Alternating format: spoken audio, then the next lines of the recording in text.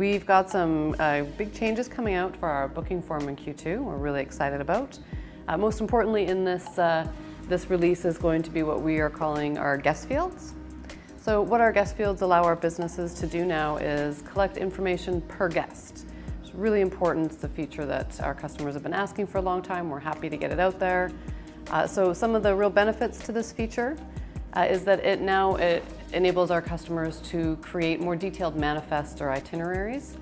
So whoever they're needing to share this with, whether it be their guides, drivers, any staff that really needs to have this information, easily has access to all the details that they need. So that's really great. We're really happy about that. So looking forward to seeing how that builds into the workflow for our businesses. The other feature that this provides is a little bit more marketing strength. So previously our customers couldn't easily collect a name and email for each guest, and now they can. So customers that really use the email marketing can really reach out to everybody who's attended their activity or their location.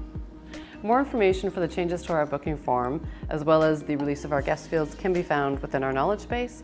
And as always, our support team is here to help, so if anybody has any questions, feel free to get in touch with anybody there. And for all our businesses that are just gearing up for your high season, we're really excited for you, and we hope you have a great season.